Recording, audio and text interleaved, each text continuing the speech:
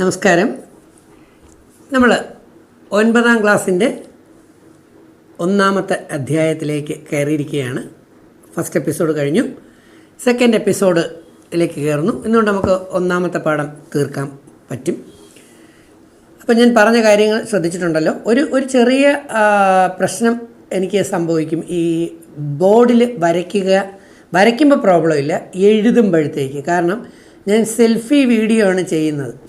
വേറെ റെക്കോർഡ് ചെയ്ത് തരാനായിട്ടുള്ള അസിസ്റ്റൻസ് ആരും ഈ വീട്ടിൽ എന്നോടൊപ്പം ഇല്ല. അപ്പോൾ തിരിച്ചു വെച്ചെടുക്കുക എന്ന് പറയുമ്പം അത് കുറച്ച് ലിമിറ്റേഷനുണ്ട്. എന്തായാലും ഞാൻ അടുത്തതിലൊക്കെ തിരിച്ചു വെച്ചെടുക്കാനായിട്ട് ശ്രമിക്കാം. കാരണം ഞാൻ എടുത്തിട്ട് വീഡിയോ നോക്കുമ്പം എഴുതുന്ന ലെറ്റേഴ്സ് ഇങ്ങോട്ട് തലയിരിഞ്ഞാണ് ഇരിക്കുന്നത്. അതുകൊണ്ട് അത് എന്നോടൊന്ന് ക്ഷമിക്കുക, എന്നോടൊന്ന് കോപ്പറേറ്റ് ചെയ്യുക. വരും സമയങ്ങളിൽ ഞാനത് കറക്റ്റ് ചെയ്യാനായിട്ട് ശ്രമിക്കാം കേട്ടോ. അപ്പോൾ നമ്മൾ 1ാമത്തെ എപ്പിസോഡിൽ ഏറെ കാര്യങ്ങൾ പറഞ്ഞിരുന്നു. കൂട്ടുകാരതൊക്കെ ശ്രദ്ധിച്ച് കാണും, റിവൈസ് ചെയ്ത് കാണും, പഠിച്ച് കാണുമെന്ന് വിചാരിക്കുന്നു. ഒരല്പം കൂടുതൽ അത്രയേ ഉള്ളൂ, പക്ഷേ അത് പഠിച്ചേ പറ്റൂ. ചിലർ വിചാരിക്കും ഇത് 8 അല്ലേ, 9ാം ക്ലാസ് അല്ലേ. അല്ല, 9 അല്ല, 10ൻ്റെ ലെവലും +1 +2 ലെവലിലൊക്കെ ഉണ്ട്. അല്പം കൂടുതൽ പറയുന്നത് എന്താണെന്ന് വെച്ചാൽ all India NEET entrance examination കരുതിയാണ് ഞാനിത് ചെയ്യുന്നത്. പിന്നെ PSC ടെസ്റ്റുകളുണ്ട്. Higher secondary school teacher, biology, natural സയൻസിൻ്റെ ബേസിക് ക്വസ്റ്റ്യൻസുകൾ, അതുപോലെ ഹൈസ്കൂൾ ടീച്ചേഴ്സിൻ്റെ ക്വസ്റ്റ്യൻസ്, അതുപോലെ തന്നെ സിവിൽ സർവീസിൻ്റെ ബേസിക് ക്വസ്റ്റ്യൻസ്. അല്ല, ഇൻ്റർനാഷണൽ ക്വസ്റ്റ്യൻസും ഒക്കെ ബേസിക് കാര്യങ്ങളാണ്. പലരും ബേസ് മനസ്സിലാക്കാതെയാണ് മുകളിലോട്ട് പോകുന്നത്. അതുകൊണ്ടാണ് എൻട്രൻസിന് കിട്ടാതെ പോകുന്നത്. ബേസ് സ്ട്രോങ് ആയി കഴിഞ്ഞാൽ ജപ്പാൻ ടെക്നോളജിയാണ്, എത്ര മുകളിലോട്ട് നമുക്ക് കിട്ടാം. ഫിസിക്സ്, കെമിസ്ട്രിയും മാത്സൊക്കെ ഞാൻ കണക്കാണ് കേട്ടോ. ബയോളജി ഒരു തുള്ളി അറിയും. അത് ശാസ്ത്രീയമായിട്ട് ചിന്തിച്ച് ഒരുപാട് ബുക്കുകൾ നോക്കി, ഒരുപാട് ബുക്കുകൾ പഠിച്ചും ഒക്കെയാണ്. അതുകൊണ്ടാണ് ടൈം കിട്ടാത്തത്. ഇപ്പോൾ തന്നെ യൂട്യൂബ് വീഡിയോയ്ക്കകത്ത് അടിയിൽ +1ൻ്റെ ക്ലാസ് എടുക്കുമോ, +2 എടുക്കുമോ എന്നൊക്കെ ചോദിക്കുന്നുണ്ട്. പക്ഷേ എനിക്ക് കഴിയാത്ത ഒരവസ്ഥയാണ്. സിറ്റുവേഷൻ എന്ന് പറയുന്നത് അങ്ങനെയാണ്. ഇത് തന്നെ എത്ര ദിവസം നീണ്ടുപോകും, എത്ര എപ്പിസോഡ് എടുക്കുമെന്നൊന്നും എനിക്കറിയില്ല. അറ്റ് പ്രസൻറ്റിൽ എനിക്ക് ദൈവം എത്തിച്ചു തരുന്ന, എനിക്ക് ദൈവം ആ ഒരു സമയം തരുന്നതിനനുസരിച്ച് ഞാൻ ഇടാനായിട്ട് ശ്രമിക്കാം. അതിന് മാറ്റമൊന്നുമില്ല. ഫുള്ളിടും, തീർക്കും, +1 എടുക്കും, +2 എടുക്കും. അങ്ങനെ ഗമ പറയാനോ കള്ളം പറയാനോ ഞാനില്ല. എൻ്റെ സമയ സൗകര്യങ്ങൾക്കനുസരിച്ചിട്ട് ഞാൻ ഇടുന്നു എന്നുള്ളതേ ഉള്ളൂ. വേറെ അതിനകത്ത് കാര്യങ്ങൾ മെച്ചം അല്ലെങ്കിൽ ഭയങ്കരമായി ഇതിക്കണ പണം ഉണ്ടാക്കുക അങ്ങനെയുള്ള ചിന്തയൊന്നുമില്ല. കാണുമ്പോൾ തന്നെ അറിയാം, ഇതൊക്കെ ആകെ കുറച്ച് പേരൊക്കെ കാണാറുള്ളൂ. അപ്പോൾ അതുകൊണ്ട് എല്ലാവരും ഷെയർ ചെയ്ത് കൊടുക്കുക. മാക്സിമം പേര് കാണാനായിട്ട് ശ്രമിക്കുക, പഠിക്കാൻ ശ്രമിക്കുക, കൂടുതൽ അറിവ് നേടാനായിട്ട് ശ്രമിക്കുക. റെഫറൻസ് പുസ്തകങ്ങളും കൂടെ കൂടുതൽ വായിക്കുക. സ്കൂളിലെ ക്ലാസ്സുകൾക്ക് അനുസരിച്ച് കമ്പയർ ചെയ്യരുത്. കാരണം അത് സ്കൂൾ സിലബസിനനുസരിച്ച് ആ ടൈം ബൗണ്ട് ടീച്ചേഴ്സിനകത്ത് തീർക്കാൻ പറ്റത്തുള്ളൂ. കുറച്ച് ടൈമേ ഉള്ളൂ അവർക്ക്, കൂടുതൽ പഠിപ്പിക്കാനുണ്ട്. പക്ഷെ കൂടുതൽ അറിയണം എന്നുള്ളവർ അതിനെ ബേസ് ചെയ്തുള്ള റെഫറൻസ് പുസ്തകങ്ങൾ ഒരുപാട് കിട്ടും. ബയോളജി, ഫിസിക്സ്, കെമിസ്ട്രി, പ്രദീപ്സിൻ്റെത്, ദിനേശിൻ്റെത്, വേറെ ഒരുപാട് ബുക്കുകൾ. അപ്പോൾ അതിലും NCERTയുടെ റെഫറൻസൊക്കെ വാങ്ങിക്കുക. നമ്മൾ അടുത്ത പാർട്ടിൽ കയറുന്നു. അടുത്തത് ആഫ്റ്റർ ഫോട്ടോസിന്തസിസ് എന്ന് പറയുന്ന പാർട്ടാണ്. ഫോട്ടോസിന്തസിന് ശേഷം എന്താ സംഭവിക്കുക എന്നുള്ളതാണ്. ആക്ച്വലി ഫോട്ടോസിന്തസിസ് നടന്നു കഴിഞ്ഞാൽ ഉണ്ടാകുന്ന പ്രോഡക്റ്റ് എന്താ? പ്രോഡക്റ്റ് എന്ന് പറയുന്നത് ഗ്ലൂക്കോസ്. ബൈ പ്രോഡക്റ്റ് എന്ന് പറയുന്നത് നമ്മൾ പറഞ്ഞു ഏതൊക്കെ? ഓക്സിജൻ ഉണ്ടാകുന്നു, കുറച്ച് വാട്ടർ ഉണ്ടാകുന്നു, ഇല്ലേ? ഉണ്ടാകുന്നില്ലേ? തീർച്ചയായിട്ടും ഉണ്ടാകുന്നു. അപ്പോൾ അത് വളരെ പ്രധാനപ്പെട്ട സംഭവമാണ്. അപ്പോൾ അതിൽ ഇവിടെ ഗ്ലൂക്കോസ് ഉണ്ടായിക്കഴിഞ്ഞാൽ glucose is A soluble component. Glucose വാട്ടറിൽ പെട്ടെന്ന് സോൾബിളായി പോകും. അതുകൊണ്ട് പ്ലാന്റിന് അതിന് പ്രത്യേക കഴിവ് ദൈവം കൊടുത്തിട്ടുണ്ട്. പ്ലാന്റ്സ് എന്ത് ചെയ്യുമെന്നറിയുമോ? ഈ ഗ്ലൂക്കോസിനെ അവയ്ക്ക് ആവശ്യമുള്ളത് ഉപയോഗിച്ച് കഴിഞ്ഞിട്ട് എക്സസ് വരുന്നതിനെ സ്റ്റോർ ചെയ്യും. The stored form of glucose ആണ് starch, and it is an insoluble form. ഇത് 8th CBSEക്കാർക്കും സ്റ്റേറ്റുകാർക്കും മലയാളം, ഇംഗ്ലീഷ് മീഡിയം എല്ലാവർക്കും കൂടെ ചേർത്ത് ഞാൻ മിക്സ് ചെയ്താണ് പറഞ്ഞു പോകുന്നത്. CBSE സ്റ്റേറ്റ് തമ്മിൽ വലിയ വ്യത്യാസമൊന്നുമില്ല, ഞാൻ പല ക്ലാസ്സിലും പറഞ്ഞിട്ടുണ്ട്. കെട്ടിലും മട്ടിലൊക്കെ വ്യത്യാസമുള്ളൂ, കണ്ടൻറ്റൊക്കെ ഓക്കെയാണ്. എന്തെങ്കിലും അഡീഷണൽ ഉണ്ടെങ്കിൽ ഞാൻ അത് കൂടുതൽ പറയും. ഇതിനകത്തൂടെ കവർ ചെയ്ത് പോവാം. ദെൻ പറഞ്ഞു വന്ന ഇത്രയേ ഉള്ളൂ.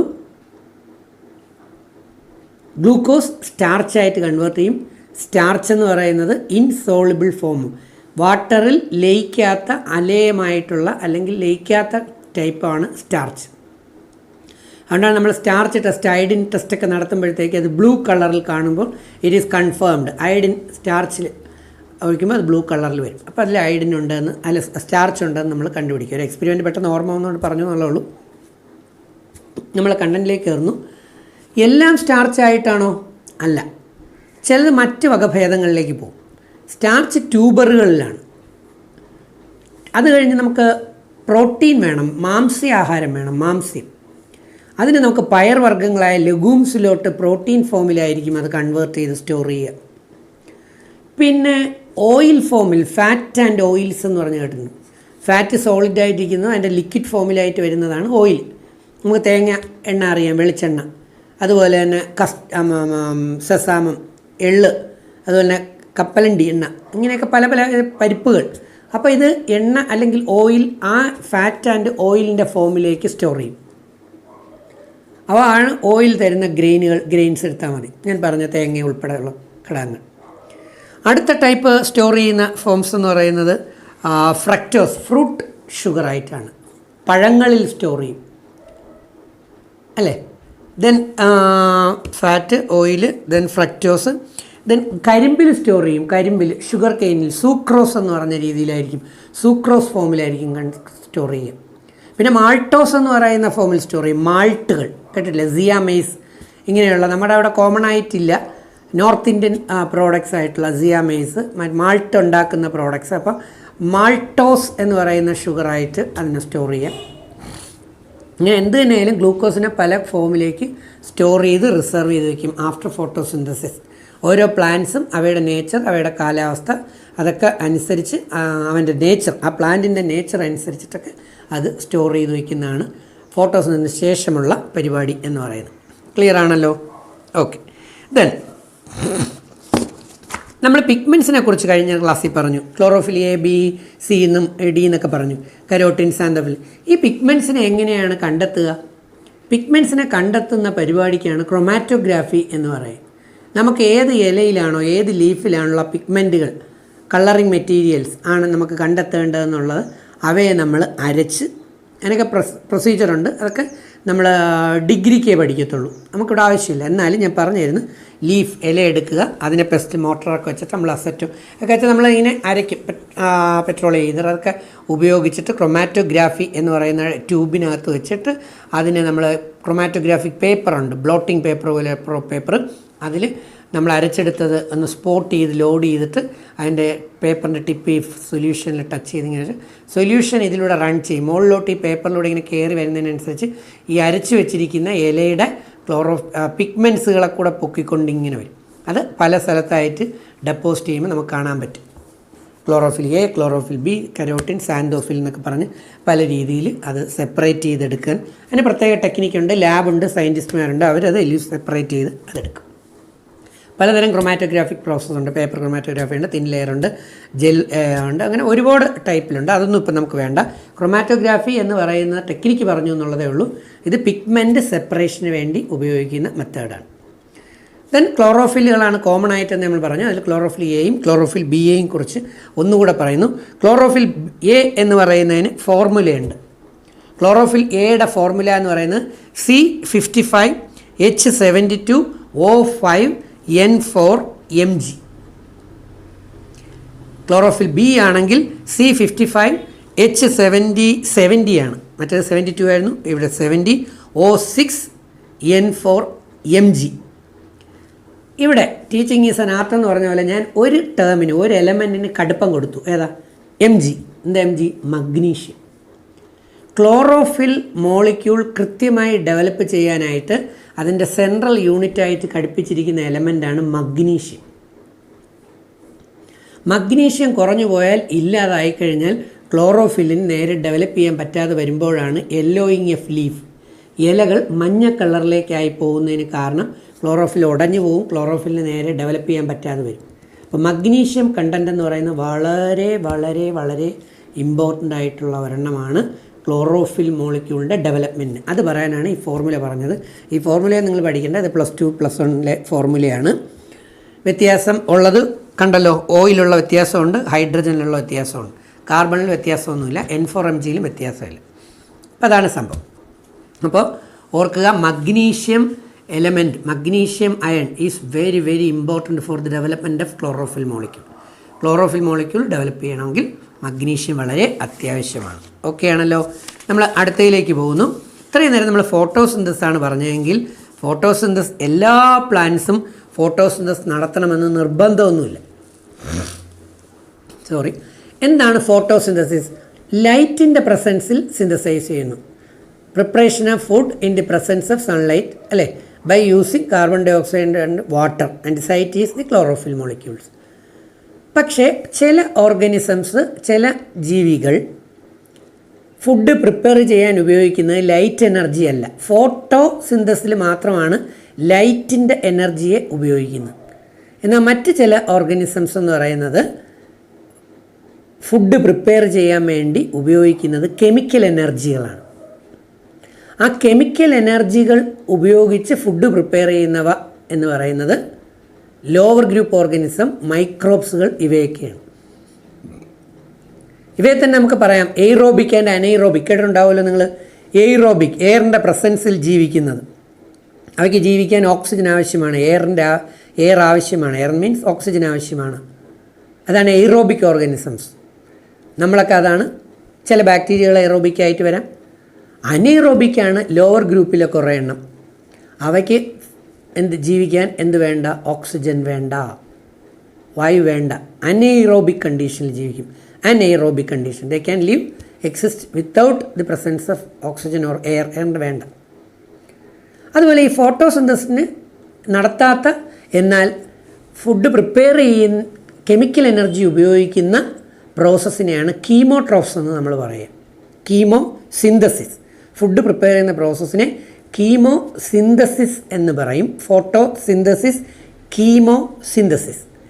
അങ്ങനെ കീമോ സിന്തസിസ് നടത്തുന്ന ഓർഗാനിസംസിനെ നമ്മൾ ജനറലി പറയുന്ന പേരാണ് കീമോട്രോപ്സ്. മറ്റേത് ഫോട്ടോട്രോപ്സ് എന്ന് പറയും. ഫോട്ടോട്രോപ്സ് എന്ന് പറയാം.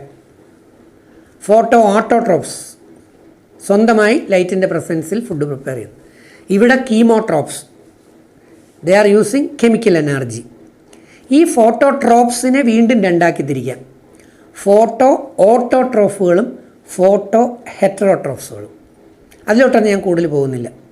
കുറച്ച് ഫോട്ടോട്രോപ്സ് ഓർ കീമോസിന്തസ് നടത്തുന്ന ആൾക്കാർ ആരൊക്കെയെന്ന് നമുക്ക് നോക്കാം. അവയാണ് iron bacteria, sulphur bacteria, hydrogen bacteria. Okay. പിന്നെ നമുക്കറിയാം അമോണിയയെ കൺവേർട്ട് ചെയ്ത് നൈട്രേറ്റൊക്കെ ആക്കി മാറ്റാൻ സഹായിക്കുന്ന 2 സ്റ്റേജുകളുണ്ട്. നൈട്രസോമോണസും നൈട്രോബാക്ടറും എന്ന് പറയുന്ന ബാക്ടീരിയകൾ. അപ്പോൾ ഇതാണ് അതിനകത്ത് വരുന്നത്. നൈട്രിഫൈങ് ബാക്ടീരിയ എന്നാണ് ജനറലി പറയുക. Nitrifying bacteria. അതിൽ നൈട്രസോമോണസ് എന്ന് പറയുന്ന category oxidise ammonia into nitrite. Second സ്റ്റെപ്പായിട്ട് നൈട്രോബാക്ടർ എന്ന് പറയുന്ന ബാക്ടീരിയകൾ ഈ പറയുന്ന നൈട്രൈറ്റിനെ നൈട്രേറ്റ് എന്ന് പറയുന്ന കോമ്പൗണ്ടാക്കി കൺവേർട്ട് ചെയ്യും. Absorbable form. Okay. Sulphur bacteria utilise ചെയ്യുന്ന ഹൈഡ്രജൻ സൾഫൈഡാണ്. എനർജിക്ക് വേണ്ടി കെമിക്കൽ എനർജി ഒബ്റ്റെയിൻ ചെയ്യുന്ന സൾഫറിൽ നിന്നാണ്. ഹൈഡ്രജൻ ബാക്ടീരിയ ഹൈഡ്രജൻ ഉപയോഗിക്കും. അയൺ ബാക്ടീരിയ ഫെറസ് അയൺ ഉപയോഗിക്കും. ഫെറസ് അയൺ അത് ഫെറിക് അയണായിട്ട് മാറും. Then carbon ബാക്ടീരിയകളുണ്ട്. അത് യൂസ് ചെയ്യുന്ന കാർബൺ മോണോക്സൈഡുകളെ യൂസ് ചെയ്യും. എന്നിട്ട് അത് കാർബൺ ഡൈ ഓക്സൈഡായിട്ട് മാറും. അപ്പോൾ ഇങ്ങനെയുള്ള ഓർഗാനിസംസാണ്. ദെൻ എയ്റോബിക് അനൈറോബിക് പറഞ്ഞു. അടുത്ത എക്കണോമിക് ഇമ്പോർട്ടൻസ് പ്ലാന്റ്സ്. പ്ലാന്റ്സിൻ്റെ എക്കണോമിക് ഇമ്പോർട്ടൻസുകൾ എടുത്താൽ എന്തൊക്കെ പറയാം? വൈഡ് റേഞ്ചാണ് കിടക്കുന്നത്. പ്ലാന്റ്സിൻ്റെ ഏത് ഭാഗം, പ്രത്യേകിച്ച് മെഡിസിനൽ പ്ലാന്റ്സ്, പല പ്ലാന്റ്സിൻ്റെയും ഏത് ഭാഗം നമുക്ക് കളയാൻ പറ്റും? നമ്മൾ പ്ലാന്റ്സിൻ്റെ റൂട്ടുകൾ, ചില പ്ലാന്റ്സിൻ്റെ റൂട്ടുകൾ നമ്മളിട്ട് വെള്ളം തിളപ്പിച്ച് കുടിക്കാറുണ്ട്, ഇല്ലേ? ആലോചിച്ച് നോക്കിയേ. പല പല പല മെഡിസിനൽ പ്ലാന്റ്സിൻ്റെ വേരിട്ട് തിളപ്പിക്കും. പതിമുഖം അതിൻ്റേതായിരുന്നു തടി, ചീള്, ഇല്ലേ? ദെൻ ടിമ്പർ, നമ്മളെ തടി എന്തിനുപയോഗിക്കും? ഫർണിച്ചർ മേക്കിങ്ങിന് ഉപയോഗിക്കും.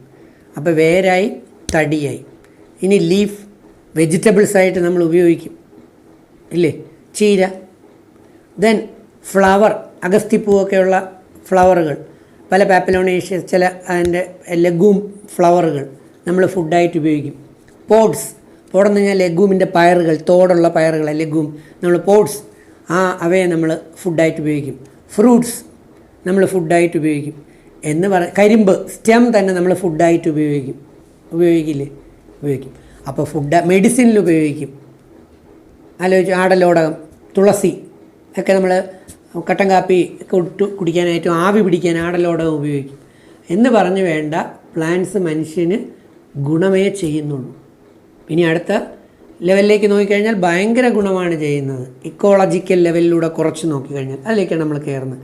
അപ്പോൾ പ്ലാന്റ്സിൻ്റെ ഉപയോഗങ്ങൾ മനസ്സിലായല്ലോ. ഭയങ്കര ഗുണങ്ങളാണ് പ്ലാന്റ്സിൻ്റെ. ലീഫും സ്റ്റെമ്മും റൂട്ടും ഫ്ലവറും ഫ്രൂട്ടും സീഡ് വിട്ടുപോയി, ഞാൻ പറഞ്ഞില്ല. സീഡാണ് ഏതാ? കാപ്പി കുരു എന്നല്ലേ നമ്മൾ പറയാം. കോഫി പൗഡർ, കാപ്പി കുരു ഉണക്കി പൊടിച്ചൊക്കെ നമ്മൾ ഉപയോഗിക്കും അല്ലേ, ചെയ്യാറില്ലേ? അതുകൊണ്ട് കാപ്പി, കൊക്കോ സീഡുകൾ ഉപയോഗിക്കും. എന്നിട്ട് ചക്കക്കുരു നമ്മൾ ഉപയോഗിക്കില്ലേ അല്ലേ? അങ്ങനെ പലതിൻ്റെയും പല ഭാഗങ്ങളും നമ്മൾ ഫുഡായിട്ട് ഉപയോഗിക്കും ഓർഗാനിസംസിന്. അങ്ങനെ പ്ലാന്റ് എന്ന് പറയുന്ന ആകെ മൊത്തം ടോട്ടൽ ഒരു ഫുൾ റിസോഴ്സ് തന്നെയല്ലേ. അതുകൊണ്ട് വി ലവ് പ്ലാന്റ് അല്ലേ. I love plants. ഞാൻ കഴിവതും പ്ലാന്റ്സിനെ വെറുതെ നശിപ്പിച്ച് കളയാറില്ല. കാടും പടലും പിടിച്ച് കിടക്കുന്ന കുറേ ഭാഗം വെട്ടി ക്ലിയർ ആക്കുമെന്നുള്ളതേ ഉള്ളൂ. എന്നാലും കഴിവതും മരം മുറിച്ച് അവിടെ മരം ഇല്ലാതാക്കില്ല. നമ്മുടെ വീട്ടിലെ ചുറ്റുവട്ടത്ത് നിറയെ പ്ലാന്റ്സ് ഉണ്ട് കേട്ടോ. നമ്മൾ നടുക, പ്ലാന്റ്സിനെ ലവ് ചെയ്യുക. നമുക്ക് ജീവിതകാലം മുഴുവൻ നല്ലൊരു സന്തോഷം ഉണ്ടാവണമെന്നുണ്ടെങ്കിൽ ഏതോ ഒരു ഭയങ്കര സാഹിത്യകാരൻ പറഞ്ഞിട്ടുള്ളതാണ്, വീട്ടിൻ്റെ മുറ്റത്തൊരു നല്ല പൂന്തോട്ടം കിട്ടുക എന്നുള്ളതാണ്. രാവിലെ ഉറക്കണിച്ച് പോകുമ്പോൾ നല്ല fresh flowers, rose, Aster, sunflower, സൂര്യകാന്തി, ഡാലിയ, ജമന്തി നമ്മൾ കണ്ടു കഴിയുമ്പോൾ നമുക്ക് നല്ല പോസിറ്റീവ് എനർജി, ഊർജ്ജം കിട്ടും. ഓക്കെ. ദെൻ അടുത്ത നമ്മൾ പാർട്ടിലേക്ക് കയറുന്നു.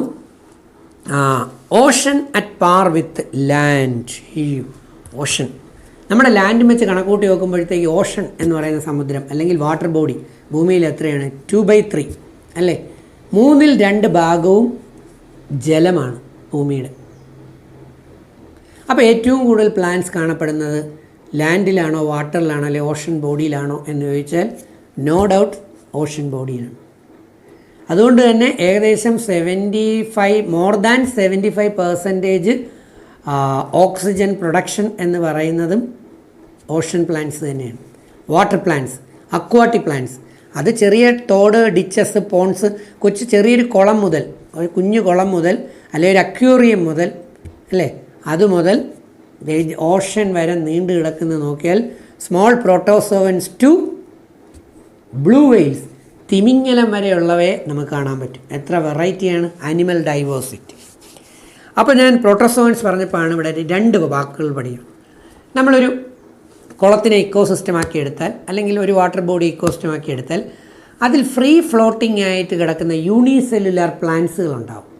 അങ്ങനെ ഫ്രീ ഫ്ലോട്ടിംഗ് ആയി കിടക്കുന്ന യൂണിസെല്ലുലാർ പ്ലാന്റ്സിനെ പറയുന്ന പേരാണ് ഫൈറ്റോ പ്ലാങ്ക്ടൻസ്. ഫൈറ്റോ എന്ന് പറഞ്ഞാൽ പ്ലാന്റ് എന്നാണ്. ബോട്ടണിയുടെ പുതിയ പേരാണ് ഫൈറ്റോളജി. സൈറ്റോളജി അല്ല, phytology. Phyto chemistry, plant chemistry. അപ്പോൾ ബോട്ടണി എന്നതിന് ഇക്വലൻ്റ് ആയിട്ടുള്ളതാണ് phyto.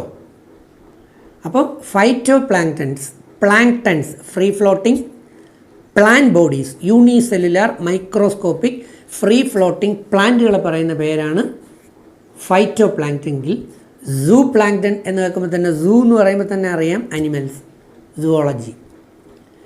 Unicellular microscopic free floating ആനിമൽസിനെ പറയുന്ന പേരാണ് സൂ പ്ലാങ്ക്ടൻസ്. ഓക്കെ.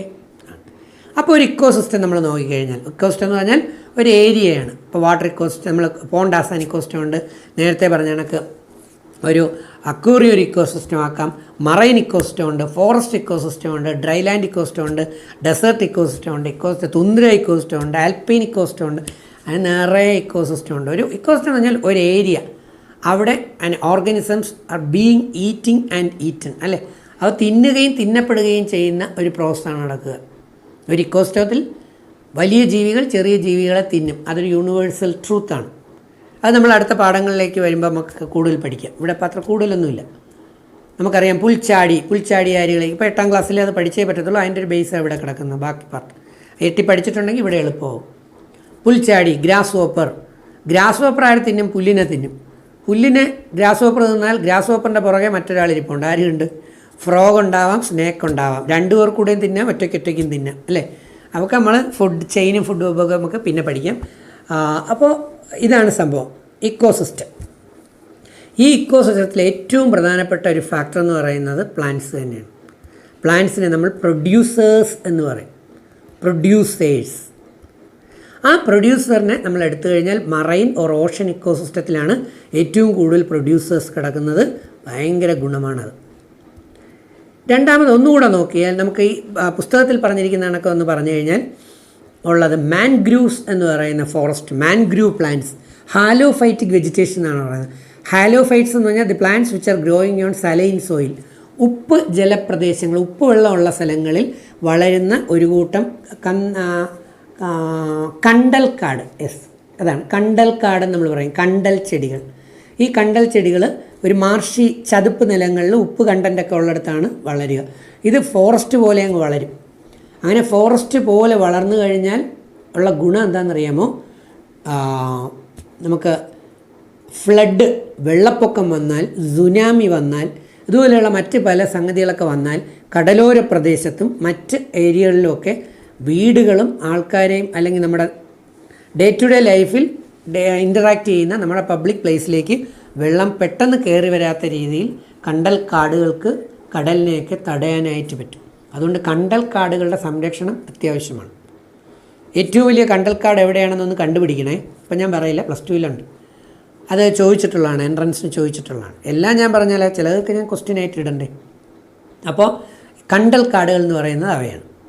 അവ പ്രൊട്ടക്റ്റ് ചെയ്യും. Okay, mangrove plants. ഇന്ന് ഇതിനകത്ത് അല്പം സമയമുള്ളതുകൊണ്ട് ഞാൻ മറ്റേ എവിടെ എക്സാം ചോദിച്ച, അയ്യോ അത് 8ാം ക്ലാസ്സുകാരോട് ചോദിച്ചൊരു ചോദ്യമാണ്. ആ 8ാം ക്ലാസ്സുകാരോട് ചോദിച്ച ചോദ്യം തന്നെ ഞാൻ 9ാം ക്ലാസ്സുകാർക്കും ചോദിക്കുകയാണ്. നമ്മൾ 2 വാക്കുകൾ ഞാൻ നിങ്ങളോട് പറയുകയാണ്: definite growth and indefinite growth. ചില ഓർഗാനിസം ഡെഫിനിറ്റ് ഗ്രോത്താണ്, ചില ഓർഗാനിസം ഇൻഡെഫിനിറ്റ് ഗ്രോത്താണ്. എന്നാൽ ഡെഫിനിറ്റ് ഗ്രോത്തിനോടൊപ്പം ഒരു വാക്കുകൂടെ ചേർക്കും: ഡെഫിനിറ്റ് ഗ്രോത്ത്, നോട്ട് റെസ്ട്രിക്റ്റഡ്. എന്നാൽ രണ്ടാമത്തെ ഇൻഡെഫിനിറ്റ് ഗ്രോത്ത് എന്ന് പറയുന്നതിൽ ഞാൻ റെസ്ട്രിക്റ്റഡ് എന്ന വാക്കും അപ്ലൈ ചെയ്യും. ഇനി കൂട്ടുകാർ കണ്ടുപിടിക്കുക, ഏത് ഓർഗാനിസംസിനെയാണ് ആദ്യത്തെ കാറ്റഗറിയിൽ ഉൾപ്പെടുത്താൻ പറ്റുക, ഏത് ഓർഗാനിസമാണ് രണ്ടാമത്തെ കാറ്റഗറിയിൽ വരിക. ഒരു കാര്യം ഉറപ്പാണ്, ഡെഫിനിറ്റായിട്ടുള്ളത്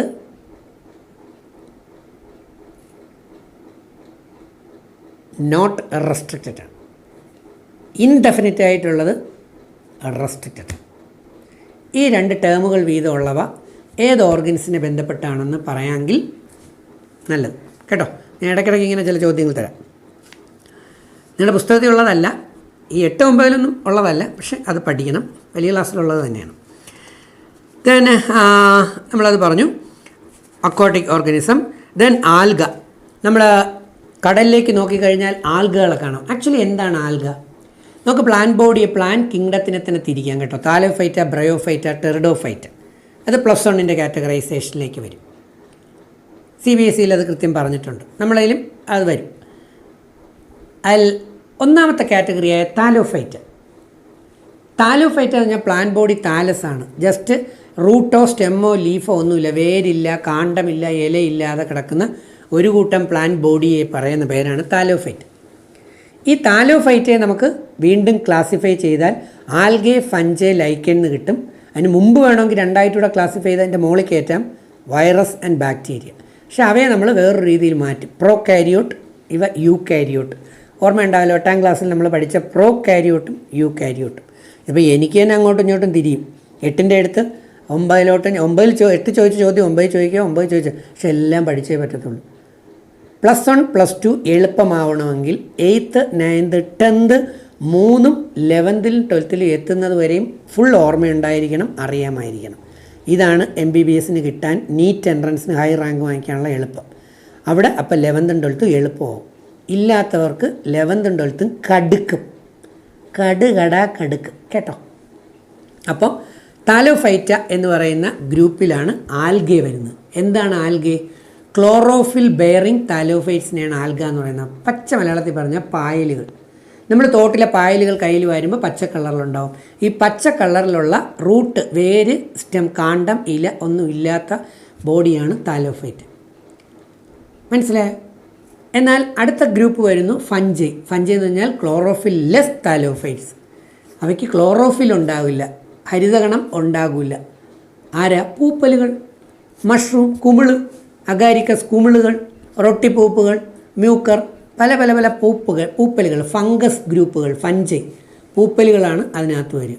അപ്പോൾ ഇവിടെ ആൽഗെ എന്ന് പറഞ്ഞിട്ടുണ്ട്, അതുകൊണ്ടാണ് ഇത്രയും പറഞ്ഞത്. ആൽഗയിലേക്ക് നമ്മൾ നോക്കിയാൽ നമ്മൾ 8ൽ പഠിച്ചു ആൽഗയിൽ കുറച്ച് കാര്യം.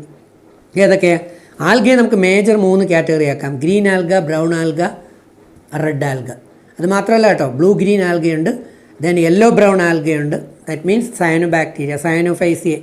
ഗ്രീൻ ആൽഗയെ പറയുന്ന പേരാണ് ക്ലോറോഫൈസിയെ, ക്ലോറോഫൈറ്റ്സ്. ദെൻ ബ്രൗൺ ആൽഗയാണ് ഏതാ, ഫിയോഫൈസിയെ. റെഡ് ആൽഗകളെ പറയുന്ന പേരാണ് റോഡോഫൈസിയെ. പിന്നെ സാന്തോഫൈസിയ ഉണ്ട്, യെല്ലോ ബ്രൗൺ ആൽഗെ. അങ്ങനെ ക്രയോഫൈസിയ ഉണ്ട്, അങ്ങനെ കുറേ ഉണ്ട്. അതൊന്നും പോകണ്ട, അത് വലിയ ക്ലാസ്സിലോട്ട് പോകണം. അത് MSc BSc MScക്ക് പോകണം. ഇപ്പോൾ നമുക്ക് 3 മതി. Green alga, brown alga, red alga. ഇവയുടെ പിഗ്മെൻറ്റുകൾ ഞാൻ 8ാം ക്ലാസ്സിൽ പഠിപ്പിച്ചിട്ടുണ്ട്, നോക്കണം. ഇതിനകത്ത് ആ പിഗ്മെൻറ്റ് പറഞ്ഞിട്ടില്ല, ഞാൻ അതിനകത്ത് പറയുന്നുണ്ട്. എന്നാലും ഒന്നുകൂടെ ഒരു ചെറുതായിട്ട് ഓടിച്ചങ്ങ് പറയാം. ക്ലോറോഫില്ലുകൾ, ദെൻ ഫൈക്കോസാന്തിൻ, ഫൈക്കോ എറിത്രിൻ, ഫ്യൂക്കോക്സാന്തിൻ, ഫൈക്കോ അല്ല ഫ്യൂക്കോക്സാന്തിൻ, ദെൻ ഫൈക്കോ എറിത്രിൻ, ദെൻ ഫൈക്കോ സയാനിൻ. അതെല്ലാം കൃത്യമായിട്ട് ഡീമാർക്കേറ്റ് ചെയ്ത് 8ൻ്റെ ക്ലാസ്സിൽ ഞാൻ കൊടുത്തിട്ടുണ്ട്. യെസ്. അപ്പോൾ നമ്മൾ ആൽഗകളാണ്. ഇപ്പോൾ കടലിൽ നോക്കിയാൽ ആൽഗ പായലുകൾ നിറയെ കാണാൻ പറ്റും. പിന്നെ സർഗാസം എന്ന് പറയുന്ന ബ്രൗൺ ആൽഗകൾ, സീവീഡ് എന്നാണ് അവയെ അറിയപ്പെടുന്നത്. കടലിലെ കളകൾ എന്നറിയപ്പെടുന്നത് ഏതെന്ന് ചോദിക്കും. സർഗാസം, സീവീഡ് നിറഞ്ഞ് വിട്ടുപിടിക്കും, നമ്മൾ ആഫ്രിക്കൻ പായൽ പോലെ അങ്ങനെ കറഞ്ഞ് കിടക്കും. കപ്പലൊക്കെ പോകാൻ ഭയങ്കര ബുദ്ധിമുട്ടാണെന്ന് പറയുന്നത് അതാണ്. അപ്പം ഗ്രീൻ ആൽഗ നമ്മൾ പറഞ്ഞു സ്പൈറോഗീറ. നമ്മുടെ പച്ച കളറിലുള്ള ആൽഗകൾ നമ്മൾ എടുക്കുമ്പോൾ തോട്ടി കിടക്കുന്നതാണ് സ്പൈറോഗീറ എന്ന് പറയുന്നത്. അതിനകത്ത് ക്ലോറോപ്ലാസ്റ്റ് റിബൺ ഷേപ്പിലുള്ള ക്ലോറോപ്ലാസ്റ്റാണ് അതിൽ കാണപ്പെടുന്നത്. Ribbon shape. നമ്മൾ നേരത്തെ പറഞ്ഞ മെൽവിൻ കാൽവിൻ ഫോട്ടോസ് നടത്തിയത് ക്ലാമിഡോമോണസ് എന്ന് പറയുന്ന പച്ച ഗ്രീൻ ആൽഗയിലാണ്. അതിലെ ക്ലോറോപ്ലാസ്റ്റ് കപ്പ് ഷേപ്പ്ഡാണ്. പിന്നെ സ്റ്റാർ ഷേപ്പ്ഡ് ഉണ്ട്, ഗേഡിൽ ഷേപ്പ്ഡ് ഉണ്ട്. അങ്ങനെ ഒരുപാട് ഷേപ്പ് ക്ലോറോപ്ലാസ്റ്റിനനുസരിച്ച് ആൽഗകളെ തിരിച്ചിട്ടുണ്ട്. നമുക്കിവിടെ റിബൺ ഷേപ്പ്ഡ് ക്ലോറോപ്ലാസ്റ്റ് ഉള്ളത് സ്പൈറോഗീറയ്ക്കകത്താണ്. അത് ഗ്രീൻ ആൽഗയാണ്. ഓക്കെ, ഗ്രീൻ ആൽഗ ആയിട്ടുള്ള ഒരെണ്ണം. ദെൻ നമുക്ക് റെഡ് ആൽഗയിലേക്ക് പോയാൽ ജലീഡിയം ആൻഡ് ഗ്രാസിലേറിയ. ഗ്രാസിലേറിയ എന്നും ജലീഡിയം എന്ന് പറയുന്ന 2 ആൽഗകളാണ് റെഡ് ആൽഗകളായിട്ട് വരുന്നത്. അതിലെ ജലീഡിയത്തിൽ നിന്നാണ് അഗർ എന്ന് പറയുന്ന ടിഷ്യൂ കൾച്ചർ മീഡിയം ഉണ്ടാക്കുന്നത്. ടിഷ്യൂ കൾച്ചർ ബയോടെക്നോളജിക്ക് ഒരു മീഡിയം വേണം, ഒരു കുഴമ്പ് പോലത്തെ മീഡിയം, സോളിഡ് സ്റ്റേറ്റിലാവാൻ. അതിനെ അഗർ എന്ന് പറയും. അഗർ ഉണ്ടാക്കുന്നത് ഒബ്റ്റെയിൻ ചെയ്യുന്നത് ജലീഡിയം എന്ന് പറയുന്ന റെഡ് ആൽഗയിൽ നിന്നാണ്. പിന്നെ ബ്രൗൺ ആൽഗയുടെ ആണ് ഞാൻ നേരത്തെ പറഞ്ഞ സർഗാസം, സീവീഡായിട്ട് അറിയപ്പെടുന്നത്. ഓക്കെ, അപ്പോൾ ഇവയെല്ലാം നിറഞ്ഞ് കടലുകളിൽ കിടക്കുകയാണ്. അതുകൊണ്ട് ഒരുപാട് ഓക്സിജൻ പ്രൊഡ്യൂസ് ചെയ്യപ്പെടും. അതുപോലെ തന്നെ കടലിലെ വീടുകൾ കളകളായിട്ടും കുറേ വർക്ക് ചെയ്യും. പിന്നെ കടലിൽ പൊല്യൂഷൻ ഉണ്ടാകാം. കടലിൽ പൊല്യൂഷൻ ഉണ്ടാകുന്ന, ഓഷനിൽ പൊല്യൂഷൻ ഉണ്ടാകുന്നതിൻ്റെ പ്രധാനപ്പെട്ട കാരണം ആരാ? ഓയിൽ ടാങ്കറുകൾ. ഓയിൽ കടലിൽ കപ്പലുകൾ, ഓയിൽ എണ്ണ കൊണ്ടുപോകുന്ന ഒരുപാട് കണ്ടെയ്നർ സർവീസ്. എപ്പോഴും നമുക്ക് കൊച്ചിൻ റിഫൈനറീസ് അവിടെയൊക്കെ കൊണ്ടുവരുന്നത് മറ്റ് പല രാജ്യങ്ങളിൽ നിന്നും കപ്പലിലേ കൊണ്ടുവരാൻ പറ്റുമല്ല, ട്രെയിനിലും പ്ലെയിനിലും ഒന്നുമല്ല കൊണ്ടുവരിക. കപ്പലിൽ കൊണ്ടുവന്നിട്ടാണ് ട്രാൻസ്പോർട്ട് ചെയ്യുക. അപ്പോൾ കപ്പലിൽ ഓയിലുകൾ ട്രാൻസ്പോർട്ട് ചെയ്യുമ്പം ചില സമയങ്ങളിൽ ലീക്ക് ഉണ്ടായിട്ടൊക്കെ കടലിൽ ഒരുപാട് ഓയിലുകൾ നിറയും. ഈ ഓയിലുകൾ കടലിലുള്ള ഓർഗാനിസംസിന് ജീവിക്കാൻ ബുദ്ധിമുട്ടാകും.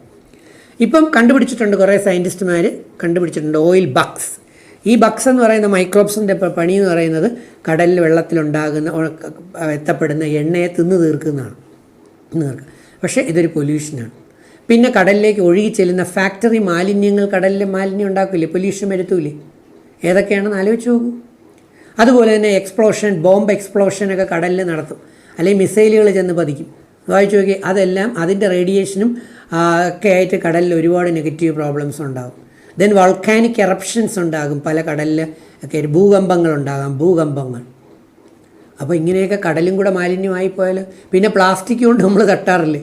ഇപ്പോഴത്തെ മഴയ്ക്ക് നമ്മൾ പത്രത്തിലേക്ക് കണ്ടതല്ലേ, കടലിലേക്ക് കൊണ്ടുതന്ന് എവിടെയൊക്കെയോ നാട്ടിലുള്ള ആൾക്കാർ കടലിൽ കൊണ്ടു തട്ടിക്കൊടുക്കുന്ന പ്ലാസ്റ്റിക് എല്ലാം കൂടെ കടലമ്മ ചില സമയം ഏതെങ്കിലും ഒരു സ്ഥലത്തോട്ട് കൊണ്ടുവന്ന് ഹോൾസെയിലായിട്ട് തട്ടിക്കൊടുക്കും. അതോടെ അവിടത്തുള്ള ആൾക്കാർ ഓടിപ്പോയാൽ മതി, വേറെ രക്ഷയുണ്ടാവില്ല. കടലിനോട് നമ്മൾ സൂക്ഷിച്ച് കളിക്കണം കേട്ടോ. അപ്പോൾ കടലമ്മയെ നമ്മൾ ലവ് ചെയ്യണം. കടലമ്മ നമുക്ക് ഒരുപാട് സമ്പത്ത് തരുന്നതാണ്. അപ്പോൾ അതാണ് സംഭവം. അപ്പം അത്രയാണ് നമ്മളത് പറഞ്ഞു. ഇനി പ്ലാന്റ്സ് എർത്തിൻ്റെ വെൽത്താണ് എന്നാണ് പറയുന്നത്. നമ്മൾ നേരത്തെ പറഞ്ഞു കഴിഞ്ഞാണ് plants R considered as the wealth of this planet. ഈ പ്ലാനറ്റിൻ്റെ, നമ്മുടെ ഭൂമിയുടെ, എർത്തിൻ്റെ ഒരു ഭയങ്കര വെൽത്താണ് പ്ലാന്റ്സ് അല്ലേ. എന്തൊക്കെയാണ് നമുക്ക് തരുന്നത് നേരത്തെ നമ്മൾ പറഞ്ഞല്ലോ. അപ്പോൾ നമ്മൾ പ്രത്യേകം ശ്രദ്ധിക്കേണ്ട കുറച്ച് കാര്യങ്ങളല്ലേ പറയേണ്ടതാണ്. Plants purify air. യഥാർത്ഥത്തിൽ പ്ലാന്റ്സ് അന്തരീക്ഷത്തിലെ വായുവിനെ പ്യൂരിഫൈ ചെയ്യുന്നു. അനിമൽസായ നമ്മളെല്ലാം പുറത്തേക്ക് വിടുന്ന കാർബൺ ഡൈ ഓക്സൈഡിനെ പ്ലാന്റ് വലിച്ചെടുക്കുന്നു. എന്നിട്ട് അതെന്ത് ചെയ്യുന്നു? കാർബോഹൈഡ്രേറ്റ് എന്ന് പറയുന്നത്. കാർബോഹൈഡ്രേറ്റ് ഗ്ലൂക്കോസിനെ പറയുന്ന മറ്റു പേരാണ്. കാർബോഹൈഡ്രേറ്റ് ഉണ്ടാക്കി ഗ്ലൂക്കോസാക്കി നമുക്ക് തരുന്നു. ബൈ പ്രോഡക്റ്റായിട്ട് ഓക്സിജൻ ഉണ്ടാക്കി നമുക്ക് തരുന്നു. ഓട്ടോമൊബൈൽ ഇൻഡസ്ട്രികളിൽ നിന്ന് പുറത്തേക്ക് വരുന്ന വണ്ടികളിൽ, വാഹനങ്ങളിൽ നിന്ന് പുറത്തു വരുന്ന ഭയങ്കര ഡേഞ്ചറസ് ആയിട്ടുള്ള കാർബൺ മോണോക്സൈഡ് ഉൾപ്പെടെയുള്ള നോക്ഷ്യസ് ഗ്യാസുകളെയൊക്കെ പ്ലാന്റ് എന്ത് ചെയ്യുന്നു? പ്യൂരിഫൈ ചെയ്ത് നമ്മളെ സഹായിക്കുന്നു. ദെൻ നാച്ചുറൽ കലാമിറ്റീസിൽ നിന്ന്, നേരത്തെ പറഞ്ഞ സുനാമി ഉൾപ്പെടെയുള്ള ഫ്ലഡ്, അതിൽ നിന്നൊക്കെ ഈ പറയുന്ന ഈവൻ ഗ്രാസ് പോലും ഫ്ലഡ് തടയാൻ സഹായിക്കുന്നു. നമ്മൾ പുല്ലൊക്കെ വെട്ടിത്തെളിച്ച് കളയുന്നുണ്ട്, ഗ്രാസ് അല്ലേ, പല ഗ്രാസ്, ബാമ്പു, ഇങ്ങനെയുള്ള ഈവൻ നമ്മുടെ മുറ്റത്തുള്ള പുല്ല് മൊത്തം നമ്മൾ മൺവെട്ടിക്ക് വെട്ടിക്കളഞ്ഞാൽ പോലും മഴ പെയ്യുമ്പോൾ അവിടെയുള്ള മണ്ണ് ഒലിച്ചു പോകും.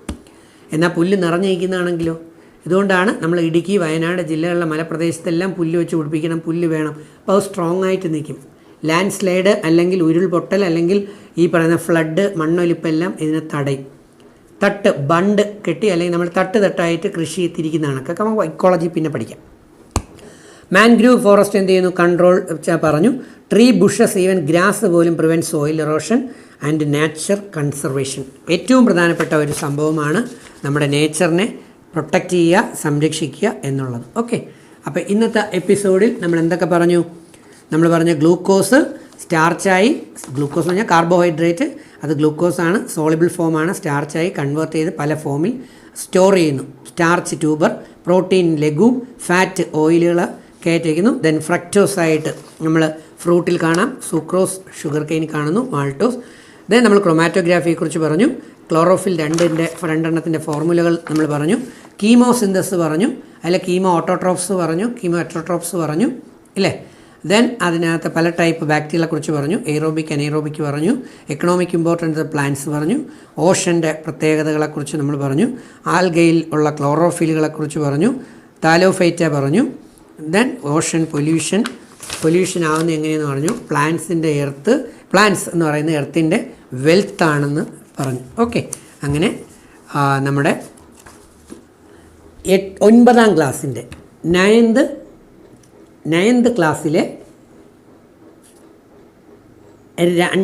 1ാമത്തെ ചാപ്റ്റർ, ഫസ്റ്റ് ചാപ്റ്റർ എന്ന് പറയുന്നത് English medium, Malayalam medium plus NCERT CBSE കുട്ടികളുടെ, അതും ഇതിനകത്തേക്ക് തന്നെ വരുന്ന ആണ്. ഇവർക്ക് എല്ലാവർക്കും ഉള്ള നമ്മുടെ ബയോളജി 9th സ്റ്റാൻഡേർഡിൻ്റെ 1ാമത്തെ ചാപ്റ്റർ ഇവിടെ തീർന്നു.